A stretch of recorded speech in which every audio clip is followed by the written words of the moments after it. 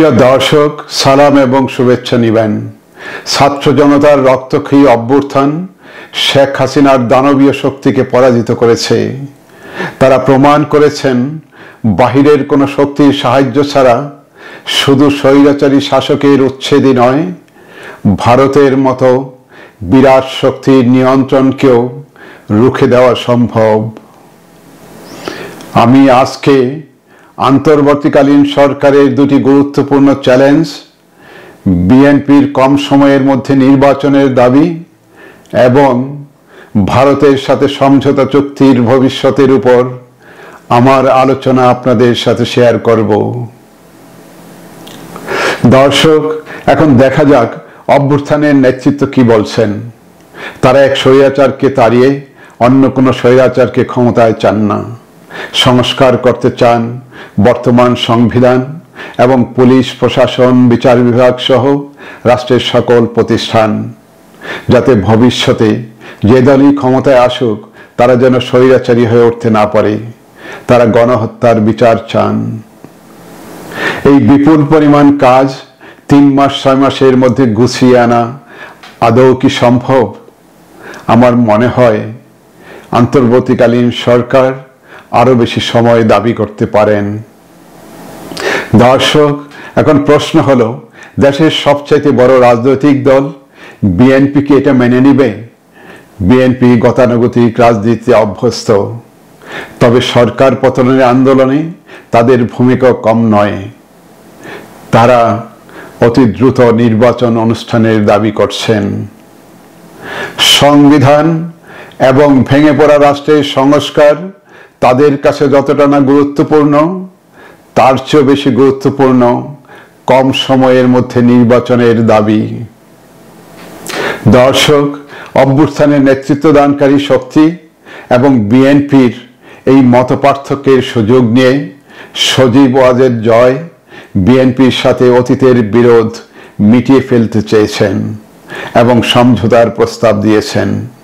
সামগ্রিক বিবেচনায় বিএনপির নেতৃবৃন্দ জয়ের প্রস্তাবকে প্রত্যাখ্যান করে বলেছেন, গণহত্যাকারীদের সাথে আলোচনা নয়, তারা গণহত্যার বিচার সহ নির্বাচনের পরিবেশ তৈরির জন্য অন্তর্বর্তীকালীন সরকারকে সময় দেওয়ার ব্যাপারে মত প্রকাশ করেন এবং সকল দেশপ্রেমিক জনগণকে সরকারের সমর্থনে এগিয়ে আসার আহ্বান জানান। দর্শক, বিএনপির এখনকার এই দায়িত্বশীল ভূমিকা ইউনূস সাহেব এবং তার সরকারের জন্য আপাতকালীন স্বস্তি বয়ে আনবে, এতে কোনো সন্দেহ নেই। তবে প্রতিদিনই পরিস্থিতি দ্রুত পরিবর্তন হচ্ছে।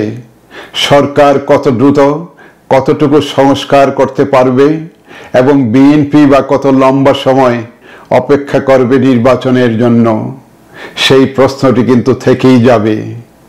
কাজেই ইউনূস সাহেব এবং তার সরকারের কাছে গণহত্যার বিচার এবং সংস্কারের জন্য বিএনপিকে ম্যানেজ করাটা একটি বড় চ্যালেঞ্জ হয়ে দাঁড়াবে। প্রিয় দর্শক, শেখ হাসিনা এবং তার সরকার ভারতের কাছে জাতীয় স্বার্থ বিসর্জন দিয়েছেন। তাদের কথাবার্তা এবং কর্মকাণ্ড দেখে মনে হচ্ছিল না তারা একটি স্বাধীন দেশের কর্ণধার। জাতীয় নিরাপত্তার প্রশ্নে বাংলাদেশ নেপাল ট্রানজিট দিতে ভারতের আপত্তি, নদীর পানির ন্যায্য অংশ দিতে ভারতের অস্বীকার। তারপরও ভারতকে দেওয়া হলো Mongla port, rail corridor, transit সুবিধা, তিস্তা প্রকল্প। শেখ হাসিনা এবং তার সরকারের কাছে বাংলাদেশের জাতীয় নিরাপত্তার ইস্যুটি ছিল একেবারেই তুচ্ছ। তারা দেশের সার্বভৌমত্ব বিপজ্জনক অবস্থানে ঠেলে দিয়েছিলেন। দর্শক, শেখ হাসিনা সরকারের পদলেহন নীতি এবং ভারতের দখলদারিত্বের মনোভাব বাংলাদেশের জনগণকে বিক্ষুব্ধ করেছে। ডক্টর ইউনূসের অন্তর্বর্তীকালীন সরকার ভারতের সাথে জাতীয় স্বার্থবিরোধী চুক্তি এবং সমঝোতা স্মারক সম্পর্কে এখনো স্পষ্ট কোনো বার্তা দেননি। এই বিষয়টি তারা কিভাবে মোকাবেলা করবেন, এটি তাদের জন্য আরো একটি বড় চ্যালেঞ্জ। দর্শক, ইলিশ রপ্তানি বন্ধের মতো সস্তা ইস্যু নিয়ে বাহবা কুড়ালে হবে না। পরিষ্কার করে বলতে হবে, জাতীয় স্বার্থবিরোধী ট্রানজিট সুবিধা, rail corridor, Mongla port, Teesta প্রকল্প এবং নদীর পানির ন্যায্য হিস্যার বিষয়ে তাদের অবস্থান। বাংলাদেশের মানুষ ভারতের সাথে সুসম্পর্ক চায়, তবে কোনো মতেই জাতীয় স্বার্থের বিসর্জন দিয়ে নয়। প্রিয় দর্শক, আমার মনে হয় ভারতের জাতীয় নিরাপত্তার ইস্যু আমেরিকার কাছে অত্যধিক গুরুত্বপূর্ণ। যে কারণে গত নির্বাচনে আমেরিকা বাংলাদেশের মানুষের সাথে প্রতারণার আশ্রয় নিতে দ্বিধা করেনি।